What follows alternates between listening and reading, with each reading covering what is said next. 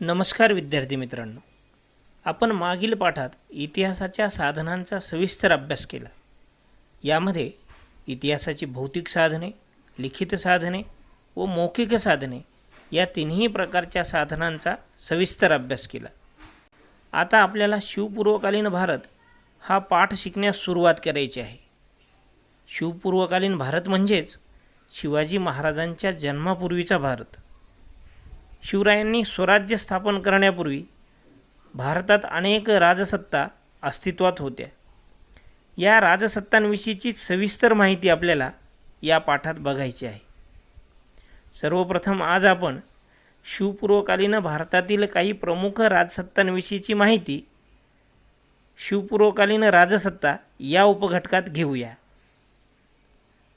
पाल घराणे, राजपूत घराणे, चोळ घराणे, राष्ट्रकूट घराणे, शिलाहार घराणी, यादव घराणे ही काही शिवपूर्वकालीन भारतातील महत्त्वपूर्ण राजघराणी होती. या राजघराण्यांविषयीचीच सविस्तर माहिती आपल्याला घ्यायची आहे. पाल साम्राज्य हे 8व्या शतकातील बंगालमधील प्रसिद्ध व महत्त्वपूर्ण राजघराणे होते. पाल घराण्याचा पहिला राजा गोपाल याचे घराणे परंपरागत राजपूत जमीनदार घराणे होते. राजा गोपालनंतर या घराण्यात धर्मपाल, देवपाल, महिपाल यांसारखे अनेक राजे होऊन गेले. गुर्जर प्रतिहार घराणे. गुर्जर प्रतिहार हा मध्य भारतातील असणारा राजपुतांचा प्रभावी राजवंश होता. कनौज ही प्रतिहार राजघराण्याची राजधानी होती. गुर्जर प्रतिहार राजवंशाने आंध्र, कलिंग, विदर्भ, पश्चिम काठेवाड, कनौज तसेच गुजरातपर्यंत आपल्या राजसत्तेचा विस्तार केला होता. यातील हरिश्चंद्राने राजस्थान येथील जोधपूर येथे गुर्जर वंशाची स्थापना केली. यानंतर राजस्थानात त्यांच्या अनेक शाखा स्थापन झाल्या. त्यापैकी पहिल्या नागभट्टाने मध्य प्रदेशातील अवंती येथे प्रतिहार घराण्याचे स्वतंत्र राज्य तयार केले. मिहिर भोज हा गुर्जर प्रतिहार राजवंशातील सर्वात महान राजा होता. तसेच उत्तर भारतातील राजपूत घराण्यामधील गाहाडवाल घराणे आणि परमार घराणे ही दोन्ही घराणे खूप महत्त्वाची होती. राजपुतांपैकी राजस्थानातील चव्हाण घराण्यातील पृथ्वीराज चव्हाण हा राजा पराक्रमी होता. पृथ्वीराज 1177 पित्याच्या मृत्यूनंतर गादीवर आले. पृथ्वीराज हे स्वतः एक पराक्रमी सेनापती होते. पृथ्वीराज चव्हाण यांनी तराई येथे मोहम्मद घोरीचा पराभव केला. मात्र नंतर त्यांच्यातील दुसऱ्या युद्धात मोहम्मद घोरीने पृथ्वीराज चव्हाण यांचा पराभव केला. या युद्धात पृथ्वीराज चव्हाण यांचा मृत्यू झाला. यापुढील घराणे म्हणजे चोळ घराणे.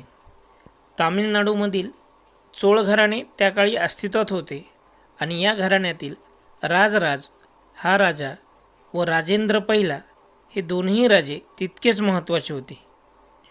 पहिला राजराज चोळ हा दक्षिण भारतातील चोळ साम्राज्याचा कर्तबगार राजा होता. त्याच्या काळात चोळ साम्राज्याने पूर्व भारत, मगध, आजचा आधुनिक बंगाल, ओडिसा या प्रदेशांवर नियंत्रण मिळवले. यानंतर राजराजाचा पुत्र राजेंद्र चोळ हा साम्राज्याचा राज्यकर्ता बनला. आपल्या वडिलांप्रमाणेच साम्राज्यवादी धोरण स्वीकारून त्याने चोळ साम्राज्याच्या सीमा आग्नेय आशियापर्यंत वाढवल्या. चोळांनी आपल्या आरमाराच्या जोरावर श्रीलंका व मालदीव बेटे जिंकून घेतली. तसेच त्या काळी कर्नाटकात होयसळ घराण्याची राजसत्ता अस्तित्वात होती आणि या घराण्यातील विष्णुवर्धन या राजाने संपूर्ण कर्नाटक जिंकला होता. विष्णुवर्धन हा अतिशय पराक्रमी राजा होता. राष्ट्रकूट घराणे. महाराष्ट्रातही राष्ट्रकूट राजवंशाची राजसत्ता अस्तित्वात होती. या वंशातील गोविंद तिसरा हा पराक्रमी राजा होता. तो ध्रुव राजाचा मुलगा होता. गोविंद तिसरा याच्या काळात राष्ट्रकूट घराण्याची सत्ता कनौजपासून रामेश्वरपर्यंत पसरली. पुढे कृष्ण तिसरा यानेही अलाहाबादपर्यंतचा प्रदेश जिंकून घेतला. म्हणजेच राष्ट्रकूट घराणे हे देखील अतिशय पराक्रमी घराणे होते. शिलाहार घराणी. शिलाहारांची 3 घराणी पश्चिम महाराष्ट्रात उदयास आली.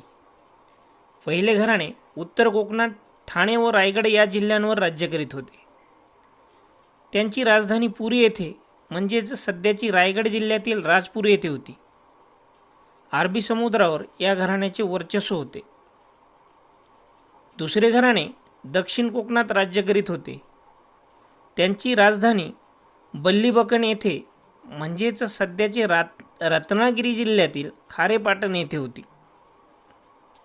तर तिसऱ्या घराण्याने कोल्हापूर, सातारा, सांगली व बेळगाव या जिल्ह्याच्या काही भागावर राज्य केले.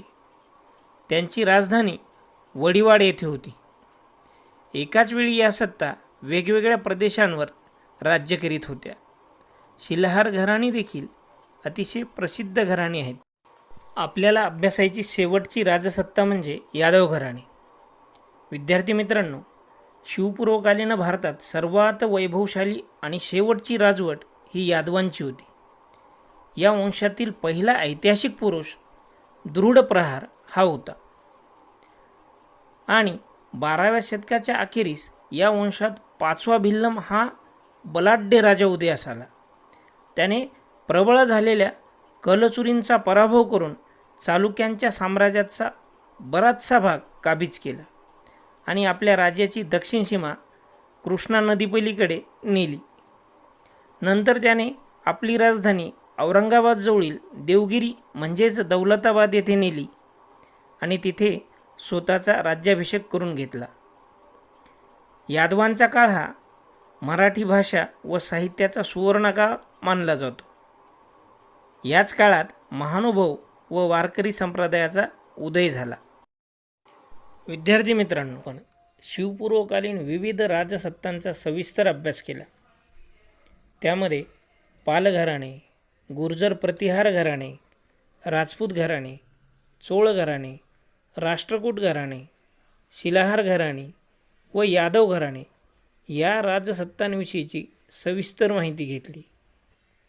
विद्यार्थी मित्रांनो, आज आपण परकीय म्हणजेच बाहेर देशातील राजसत्तांनी आपल्या भारताच्या उत्तरेत आक्रमणे कशी केली व आपल्या भारतात त्यांनी आपली सत्ता कशी स्थापन केली, तसेच भारतात सुलतानशाहीचा उगम कसा झाला व या सुलतानशाहीने भारतावरती राज्य कसे केले याविषयीची सविस्तर माहिती आपल्याला वायव्येकडील आक्रमणे व उत्तरेतील सुलतानशाही या उपघटकात घ्यायची आहे.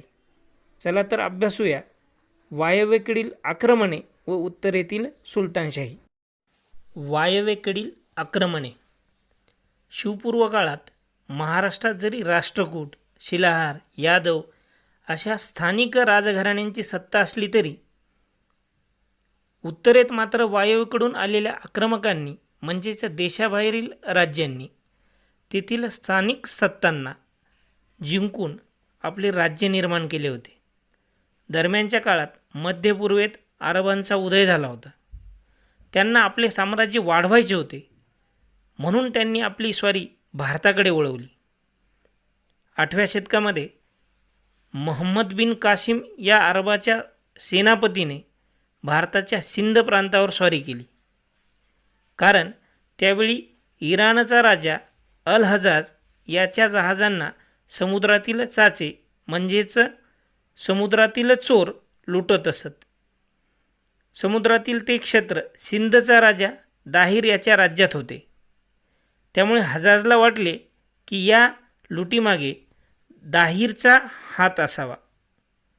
म्हणून दाहिरला धडा शिकवण्यासाठी त्याने त्याचा सेनापती मुहम्मद बिन कासिमला सिंधच्या स्वारीवर पाठवले. कासिमने सिंध प्रांत जिंकला आणि म्हणूनच भारताचा अरबांशी प्रथमच राजकीय संबंध आला. यापुढील काळात मध्य आशियातील तुर्क, अफगाण, मुघल हे लोक भारतात आले आणि भारतात आपली सत्ता स्थापन केली.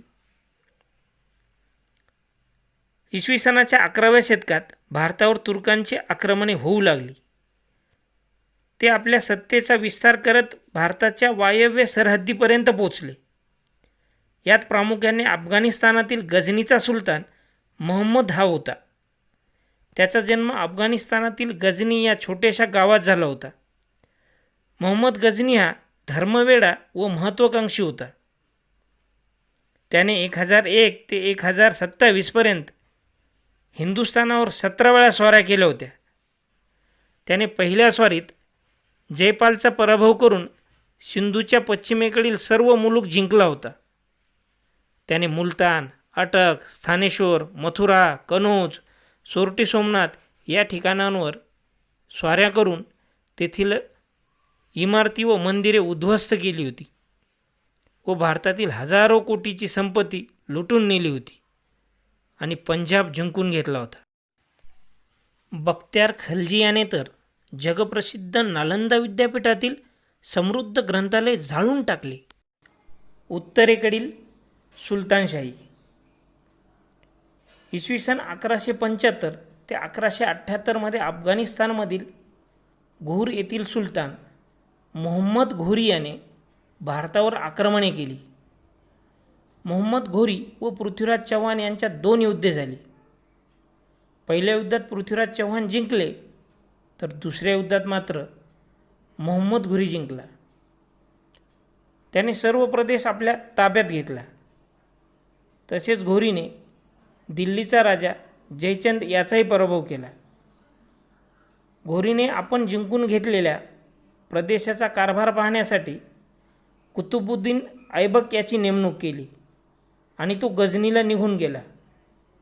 पुढे 1206 मोहम्मद घोरीच्या मृत्यूनंतर ऐबकाने आपल्या प्रभुत्वाखाली असलेल्या भारतातील प्रदेशाचा कारभार स्वतंत्रपणे पाहण्यास सुरुवात केली. ऐबक हा मूळचा गुलाम असून दिल्लीचा सुलतान बनला. त्याने 1206 ते 1210 असे केवळ 4 वर्षे राज्य केले आणि 1210 त्याचा मृत्यू झाला. ऐबक हा प्रतिभावंत सैनिक होता. दिल्लीतील कुतुब मिनार या ऐतिहासिक वास्तूचे बांधकाम त्याच्याच कारकिर्दीत झाले. ऐबकानंतर अल्तमश, रजिया, बलबन, अल्लाउद्दीन खिलजी, मोहम्मद तुघलक, फिरोज तुघलक, इब्राहिम लोदी इत्यादी सुलतानांनी भारतावर राज्य केले. त्यातील इब्राहिम लोदी हा शेवटचा सुलतान होय. इब्राहिम लोदीच्या स्वभावदोषामुळे त्याला अनेक शत्रू निर्माण झाले. त्यातील पंजाबचा सरदार दौलत खान लोदी याने काबूल येथील सत्ताधीश बाबर यास इब्राहिम लोदी विरुद्ध पाचारण केले. 21 एप्रिल 1526 रोजी पानिपतच्या मैदानावर इब्राहिम लोदी व बाबर यांच्यात भीषण युद्ध झाले. या लढाईत बाबराने इब्राहिम लोदीचा पराभव केला आणि त्याबरोबरच सुलतानशाहीचा शेवट झाला. बाबराने भारतात मुघल वंशाची स्थापना केली आणि पुढे या वंशाने भारतावर सुमारे 300 वर्ष राज्य केले. आता आपल्याला विजयनगर व बहमनी राज्ये या उपघटकाविषयीची सविस्तर माहिती घ्यायची आहे. विद्यार्थी मित्रांनो, आता आपण दक्षिण भारतातील विजयनगर या राज्याविषयीची माहिती घेऊ. दिल्लीचा सुलतान मुहम्मद तुघलकाच्या काळात त्याच्या अनेक चुकीच्या निर्णयांमुळे सर्वत्र अशांतता पसरू लागली. सैनिकांमध्ये फूट पडू लागली. त्यामुळेच दक्षिणेकडील सरदारांनी त्याच्या सत्तेविरुद्ध उठाव केले व त्यातूनच विजयनगर व बहमनी हे 2 प्रबळ राजे उदयास आले. हरिहर व बुक हे दक्षिण भारतातील दोघे भाऊ दिल्लीच्या सुलतानशाहीच्या सेवेत सरदार म्हणून होते. त्यांनी मुहम्मद तुघलकाच्या काळात दक्षिणेत राजकीय अस्थिरतेचा फायदा घेऊन इसवी सन 1336 दक्षिणेत विजयनगरचे राज्य स्थापन केले. आजच्या कर्नाटकातील हंपी ही या राज्याची राजधानी होती. हरिहर हा विजयनगरचा पहिला राजा होय. तेव्हा महाराष्ट्र हरिहराच्या अंमलाखाली होता. त्याने आपल्या कारकिर्दीत तुंगभद्रा नदीच्या खोऱ्यातील प्रदेश, कोकणातील काही भाग आणि केरळमधील मलबारच्या किनारपट्टीचा प्रदेश जिंकून घेतला. यासाठी त्याला बहमनी सत्तेशी खूप संघर्ष करावा लागला. हरिहरानंतर त्याचा भाऊ बुक्क सत्तेवर आला. त्याने रामेश्वरपर्यंतचा प्रदेश जिंकून घेतला. बुक्क हा एक समर्थ राजा होता. त्याने गोवा जिंकून हा भाग आपल्या आधिपत्याखाली आणला. बुक्करायाच्या कारकिर्दीत धार्मिक व साहित्यिक प्रगती चांगली झाली. विशेषतः वेद व वाङ्मय परंपरेची भरभराट झाली. बुक्कराय हा समाजहिताच्या दृष्टीने दूरगामी विचार करणारा राजा होता. त्याने वैदिक धर्माच्या वाढीसाठी संपूर्ण भारतातील विद्वानांना एकत्रित केले व ग्रंथांवर नवी भाष्य लिहून घेतली आणि हिंदू धर्मात वाढलेल्या दुष्प्रवृत्तींना आळा घातला. त्याच्या कारकिर्दीत तामिळ प्रांत पूर्णपणे विजयनगरकडे आला. मलबार व श्रीलंका यांच्या तत्कालीन राजांनी तर त्यांचे सार्वभौमत्व मान्य करून त्यांच्याशी मैत्रीचे संबंध राखले होते. यानंतर बुक्करायाचा मुलगा दुसरा हरिहर 1377 गादीवर बसला. विद्यार्थी मित्रांनो, आता आपण विजयनगरचा सर्वात कर्तबगार राजा कृष्णदेवराय यांच्याविषयीची माहिती मिळूया. कृष्णदेवराय इसवी सन 1509 विजयनगरच्या गादीवर बसला. तो विजयनगरच्या इतिहासातील सर्वात कर्तबगार राजा होता. विजयनगरचा राजा झालेल्या कृष्णदेवरायाने ओडिसाचा राजा गजपती प्रतापरुद्र याचा पराभव केला आणि त्याच्याकडून विजयवाडा व राजमहेंद्री हे प्रदेश जिंकून आपल्या राज्यास जोडले. कृष्णदेवरायाने बहमनीचा सुलतान महमूद शाह याच्या नेतृत्वाखाली लढलेल्या सुलतानांच्या सैन्यसंघाचा पराभव केला. त्याच्या कारकिर्दीत विजयनगरचे राज्य पूर्वेस कटकपासून ते पश्चिमेस गोव्यापर्यंत व उत्तरेस रायचूर दोआबापासून ते दक्षिणेस हिंदी महासागरापर्यंत पसरलेले होते. त्याने पश्चिम किनाऱ्यावरील पोर्तुगीजांशी सलोख्याचे संबंध ठेवले होते. इसवी सन 1530 कृष्णदेवरायाचा मृत्यू झाला. कृष्णदेवराय हा एक महान सेनानी होता. प्रत्येक लढाईच्या अखेरीस तो युद्धक्षेत्राची पाहणी करत असे आणि जखमी सैनिकांना योग्य त्या वैद्यकीय सुविधा पुरवित असे. कृष्णदेवराय हा विद्वान होता. विद्वान असणाऱ्या कृष्णदेवरायाने तेलुगू भाषेत अमुक्तमाल्यदा हा ग्रंथ लिहिला. लोक त्याचे वर्णन महान न्यायी राज्यकर्ता असे करत. कृष्णदेवरायांच्या कारकिर्दीत विजयनगरमध्ये 1000 राम मंदिर व विठ्ठल मंदिराचे बांधकाम झाले होते. या मंदिरावरील शिल्पकाम अप्रतिम आहे. दौडत जाणाऱ्या घोडेस्वारांची शिल्पे या मंदिरावर कोरलेली आहेत.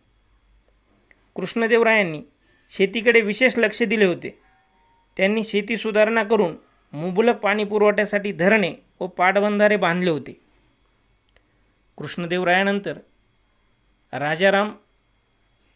राजा रामराय गादीवर बसला. त्याच्या कारकिर्दीत विजयनगरच्या राज्यास उतरती कळायला लागली. इसवी सन 1565 आजच्या कर्नाटकातील तालिकोट येथे आदिलशाही, निजामशाही, कुतुबशाही, बरीदशाही आणि दुसऱ्या बाजूला मात्र विजयनगरचा राजा रामराय यांच्यात लढाई झाली आणि या लढाईत रामराय याचा पराभव झाला आणि यानंतर विजयनगरचे राज्य संपुष्टात आले. विद्यार्थी मित्रांनो, आता आपण बहमनी राज्याविषयीची सविस्तर माहिती मिळवूया. 14व्या शतकात दक्षिण भारतावर दिल्लीच्या मुहम्मद तुघलकाचा अंमल होता. त्याच्या कारकिर्दीत दक्षिणेतील सरदारांनी त्याचे वर्चस्व अमान्य केले आणि त्याच्यावर स्वारी करण्याचे ठरविले. या सरदारांनी हसन गंगू यास आपला पुढारी मानले.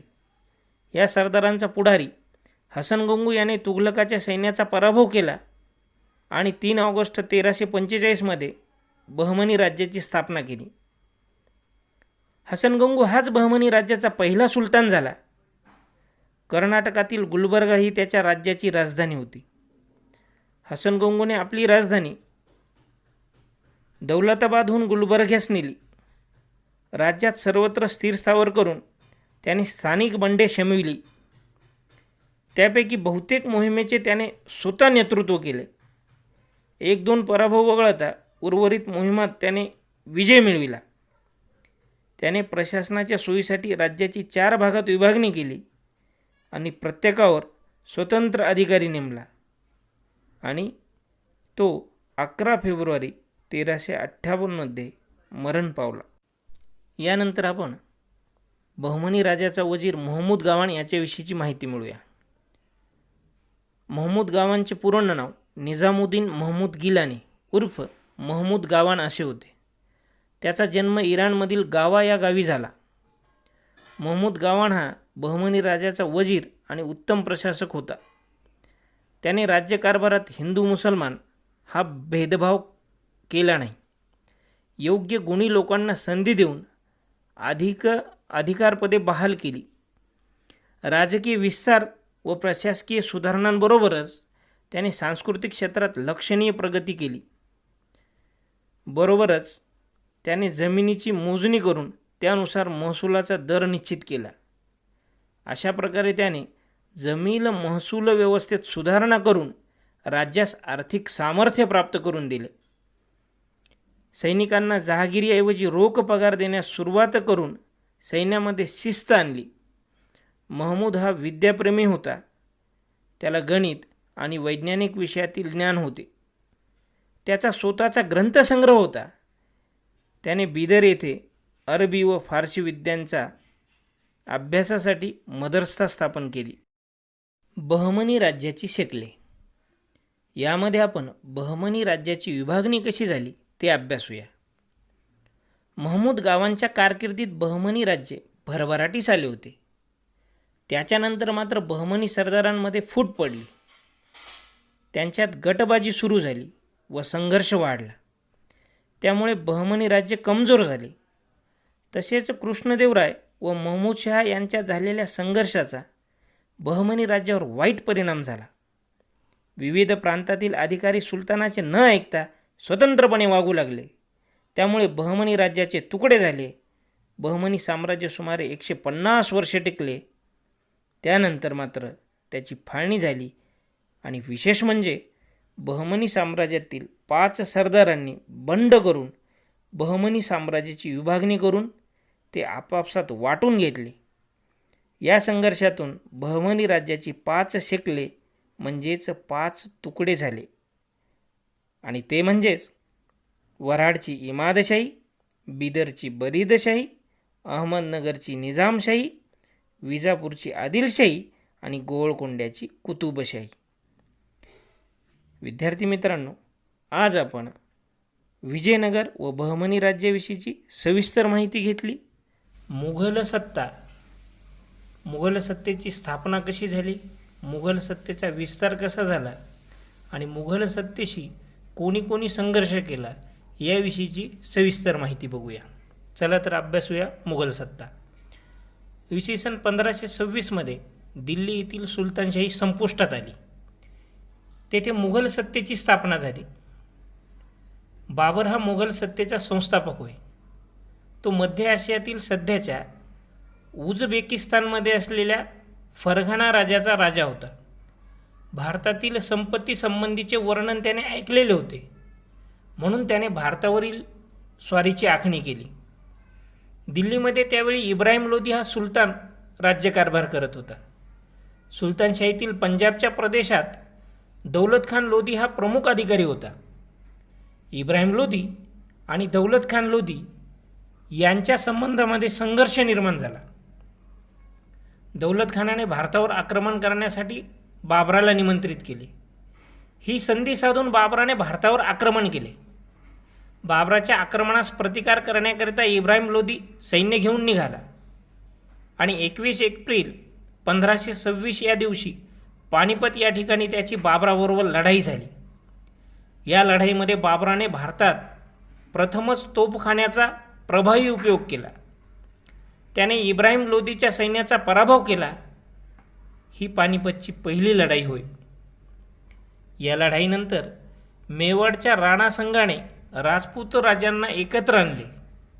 बाबर आणि राणासंग यांच्यामध्ये खानुआ या ठिकाणी लढाई झाली. या लढाईत बाबराचा तोफखाना आणि त्याचे राखीव सैन्य यांनी प्रभावी कामगिरी केली. राणासंगाच्या सैन्याचा पराभव झाला आणि इसवी सन 1530मध्ये बाबराचा मृत्यू झाला. अकबर हा मुघल राजघराण्यातील सर्वात कर्तबगार राजा होय. अकबराने भारत स्वतःच्या एकछत्री अंमलाखाली आणण्याचा प्रयत्न केला, तेव्हा त्याला विरोध झाला. महाराणा प्रताप, चांदबिबी, राणी दुर्गावती यांनी अकबराविरुद्ध केलेला संघर्ष उल्लेखनीय. मग या मुघल सत्तेविरुद्ध कोणी कोणी संघर्ष केला त्याच्याविषयीची आणखी आपण सविस्तर माहिती घेऊया. त्यातील सर्वप्रथम महाराणा प्रताप. उदयसिंहांच्या मृत्यूनंतर महाराणा प्रताप हे मेवाडच्या गादीवर आले. मेवाडच्या अस्तित्वासाठी त्यांनी संघर्ष चालू ठेवला. महाराणा प्रताप यांनी अखेरपर्यंत आपले स्वातंत्र्य टिकवण्यासाठी अकबराबरोबर संघर्ष केला. पराक्रम, धैर्य, स्वाभिमान, त्याग इत्यादी गुणांमुळे ते इतिहासात अजरामर झाले. दुसरे संघर्ष करणाऱ्या त्या म्हणजे चांदबिबी. इसवी सन 1595मध्ये मुघलांनी अहमदनगर या निजामशाहीच्या राजधानीवर हल्ला केला. मुघल सैन्याने अहमदनगरच्या किल्ल्याला वेढा दिला. अहमदनगरच्या भूषण निजामशहाची कर्तबगार मुलगी चांदबिबी हिने अत्यंत धैर्याने तो किल्ला लढवला. यावेळी निजामशाहीतील सरदारांमध्ये दुही निर्माण झाली. या दुहीतून चांदबिबीस ठार मारले गेले. पुढे मुघलांनी अहमदनगरचा किल्ला जिंकून घेतला. मात्र निजामशाहीचे संपूर्ण राज्य मुघलांच्या ताब्यात आले नाही. चांदबिबीप्रमाणेच राणी दुर्गावती यांनी देखील मुघलांशी अतिशय निकराने संघर्ष केला. माहिती घेऊया राणी दुर्गावती यांची. विदर्भाचा पूर्व भाग, त्याच्या उत्तरेचा मध्य प्रदेशचा भाग, आजच्या छत्तीसगडचा पश्चिम भाग, आंध्र प्रदेशाचा उत्तर भाग आणि ओडिशाचा पश्चिम भाग हा स्थूलमानाने गोंडवनाचा विस्तार होय. चंदेल राजपुतांच्या घराण्यात जन्मलेली दुर्गावती लग्नानंतर गोंडवनची राणी झाली. तिने उत्तम रीतीने राज्यकारभार केला. मध्ययुगीन इतिहासामध्ये गोंडवनची राणी दुर्गावती हिने मुघलांविरुद्ध दिलेला लढा महत्त्वाचा आहे. दुर्गावतीने पतीच्या मृत्यूनंतर अकबराविरुद्ध लढताना प्राणार्पण केले, परंतु शरणागती पत्करली नाही. बादशाह अकबर हा एक सुजाण आणि जागरूक शासक होता. त्याचे धार्मिक धोरण उदार व सहिष्णू होते. तो सर्व धर्मातील प्रजेचा सारखी वागणूक देणारा होता. सर्व धर्मातील उदात्त तत्वांचा समन्वय करून अकबराने दीन-ई-इलाही हा धर्म स्थापन केला. मात्र त्याने दीन-ई-इलाही स्वीकारण्याची सक्ती कोणावरही केली नाही. मुघल सत्तेतील पुन्हा एक प्रमुख राजा म्हणजेच औरंगजेब. शहाजहान बादशहाच्या पुत्रांमधील औरंगजेब हा सत्ता स्पर्धेत यशस्वी होऊन वडिलांना स्थानबद्ध करून म्हणजेच वडिलांना त्याने कैद केले आणि पुढे इसवी सन 1658मध्ये बादशाह झाला. शहाजहानचा थोरला मुलगा दारा शुकोह धार्मिक सहिष्णुतेबद्दल प्रसिद्ध होता. त्याने 50हून अधिक संस्कृत उपनिषदांचा फारसी भाषेत अनुवाद केला.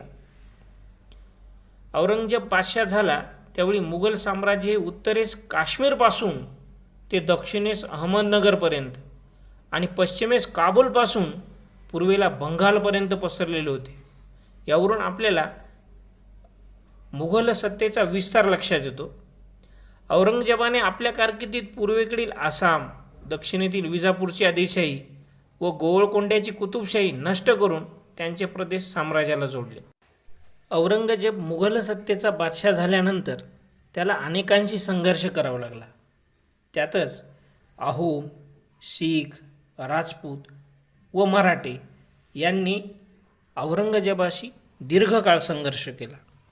त्याच्याविषयी सविस्तर माहिती बघूया. सर्वप्रथम अहोमांशी संघर्ष. इसवी सनाच्या 13व्या शतकात शाण जमातीचे लोक ब्रह्मपुत्रा नदीच्या खोऱ्यात स्थायिक झाले. तेथे त्यांनी आपले राज्य स्थापन केले. स्थानिक लोक या लोकांना अहोम असे म्हणत. औरंगजेबाच्या काळात अहोमांचा मुघलांशी दीर्घकाळ संघर्ष झाला. मुघलांनी अहोमांच्या प्रदेशावर आक्रमण केले. गदाधर सिंह याच्या नेतृत्वाखाली अहोम संघटित झाले. लाछित बडफुकन या सेनानीने मुघलांविरुद्ध तीव्र संघर्ष केला. अहोमांनी मुघलांविरुद्धच्या संघर्षात गनिमी युद्धतंत्राचा अवलंब केला. मुघलांना आसाममध्ये आपली सत्ता दृढ करणे अहोमांमुळे अशक्य झाले. औरंगजेब व शिखांमधील संघर्ष. शिखांचे 9वे गुरु तेग बहादर यांनी औरंगजेबाच्या असहिष्णु धार्मिक धोरणाविरुद्ध तीव्र नापसंती दर्शवली. औरंगजेबाने त्यांना कैद करून 1675मध्ये त्यांचा शिरच्छेद केला. त्यांच्यानंतर गुरु गोविंद सिंग हे शिखांचे गुरु झाले. गुरु गोविंद सिंगांनी आपल्या अनुयायांना संघटित करून त्यांच्यातील लढाऊ वृत्तीला प्रोत्साहन दिले.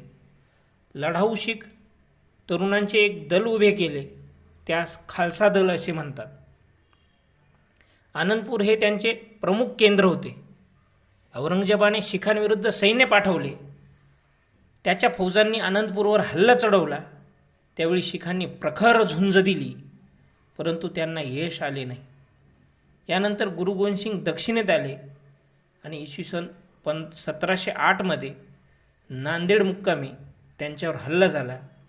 पुढे त्यातच त्यांचे निधन झाले. आता आपण औरंगजेब व राजपूत यांच्यातील संघर्ष अभ्यासूया. अकबराने आपल्या सलोख्याच्या धोरणाने राजपुतांचे सहकार्य मिळवले होते. मात्र औरंगजेबाला राजपुतांचे सहकार्य मिळवता आले नाही. मारवाडचा राणा जसवंत सिंग याच्या मृत्यूनंतर त्याचे राज्य औरंगजेबाने मुघल साम्राज्यास जोडून घेतले.